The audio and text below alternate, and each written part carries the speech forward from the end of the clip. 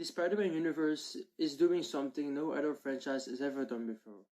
With the expected release of Tom Holland's Spider-Man Brand New Day this summer and the ensemble film Avengers Doomsday arriving at the end of the year, we are once again moving forward to a large-scale crossover. Just like doing Avengers Endgame and the original Home trilogy, Spider-Man won't exist in isolation. He will be directly connected to the larger MCU, but what makes this moment different is that Spider-Man just doesn't live in one cinematic universe. He lives across multiple studios, multiple thrones, multiple streaming platforms, all at the same time. To understand why this is special, we need some background. Marvel started publishing comics in 1939 under the name Timely Comics, later evolving into the Marvel brand that introduced icons like X-Men, the Fantastic Four, and Spider-Man. In the late 90s, however, Marvel was in serious financial trouble and close to bankruptcy. To survive, they sold off movie rights to different studios. That's why the X-Men and the Fantastic Four ended up with 20th Century Fox, Hulk at Universal, and Spider-Man at Sony Pictures. Over the years, the industry has changed dramatically. Disney acquired Marvel Studios, later Disney bought 20th Century Fox, bringing the X-Men and Fantastic Four back under the Marvel umbrella. But Spider-Man remained with Sony. That never changed. What did change was the willingness to collaborate.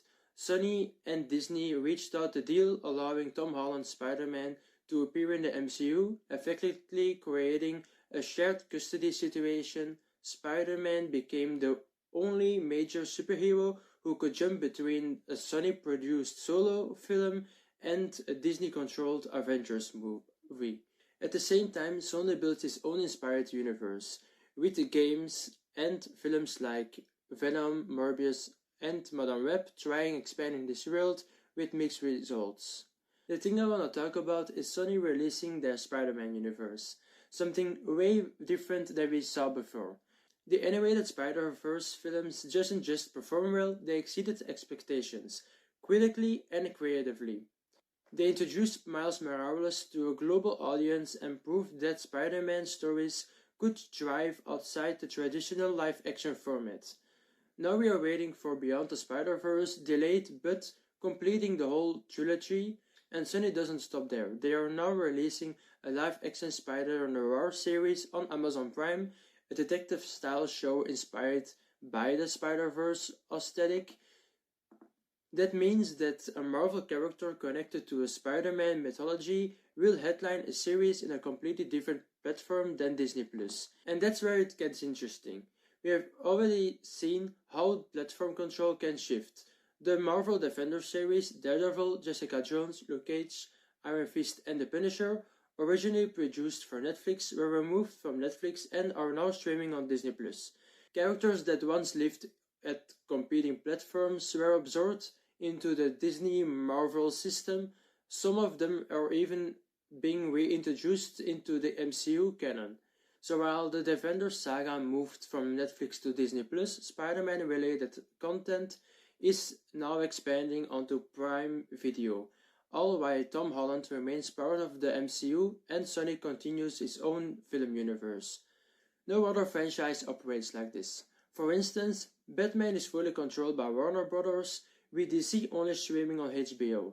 The MCU is under Disney, streaming the MCU on Disney+, but Spider-Man exists across corporate lines.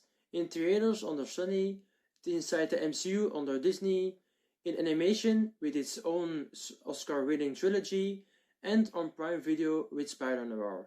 The possibility of Miles Morales entering the MCU now feels more realistic than ever. Tom Holland has expressed interest in mentoring a young Spider-Man on screen. I think that's really cool, and I'd love to one day do that. If I'd be lucky enough to somehow bring Miles Morales into my Spider-Man universe and into the MCU, I'd love to do for a young kid what Downey did for me. The audience already knows Miles throughout the animated films. The bridge is there. The line between studios haven't disappeared, but they have softened. What once were strict creative walls are now becoming a blueprint for a new era of franchise storytelling.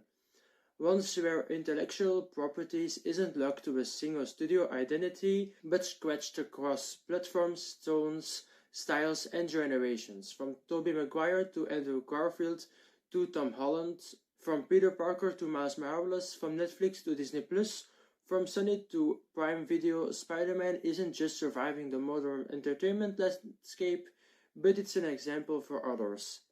If you enjoyed this deeper breakdown about the entertainment industry and the superhero genre, make sure to follow me on all platforms to stay updated on what's coming next. And I will see you in the next one.